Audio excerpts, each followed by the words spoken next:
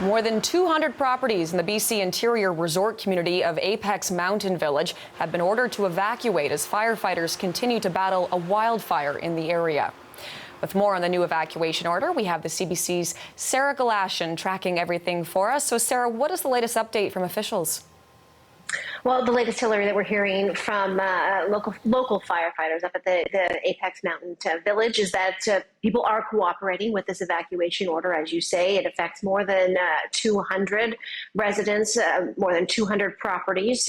It's a seasonal kind of place to live. It's the summer times. There's not a lot of people up there right now. RCMP have been going door to door knocking, and from what we understand, people are cooperating. They are leaving.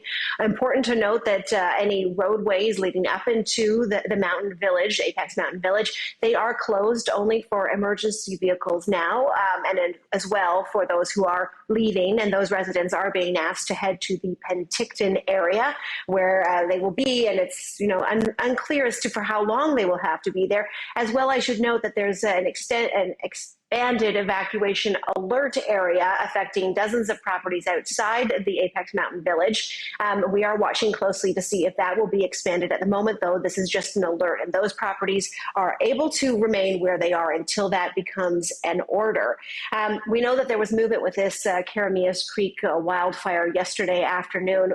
Officials are still working to map out exactly how far it has spread and where it is.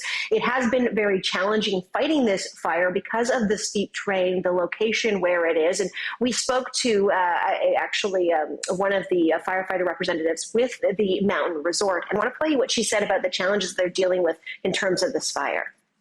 So it's about 3 kilometers away from Apex right now.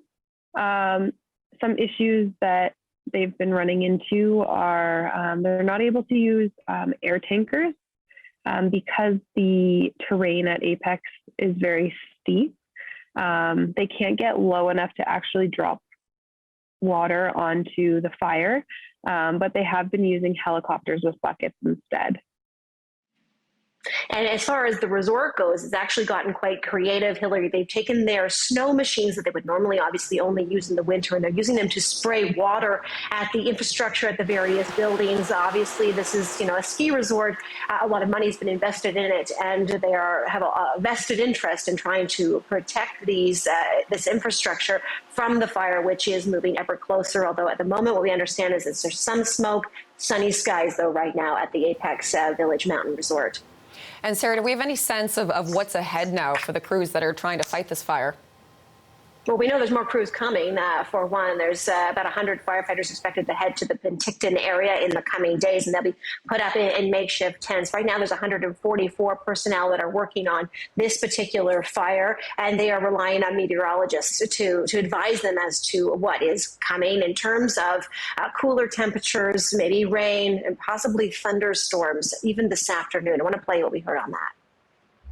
There's a slight risk or a risk of thunderstorms this afternoon. We might have some gustiness going on. Obviously, that really can drive a fire and can drive a fire in sort of an organized way.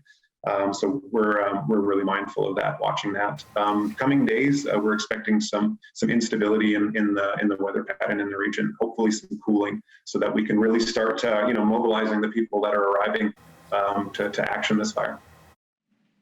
So cooling, helpful. Thunderstorms, definitely not. That usually will come with lightning strikes, and that can be the cause of additional fires, particularly given the hot and dry temperatures that we have been seeing. But Hillary, we are watching for an update on the forest fire situation, expecting one to come in the next hour or so. So we'll have more later today on the situation right now in the interior. Absolutely. Thanks for all the updates, Sarah. The CBC's Sarah Galashan for us.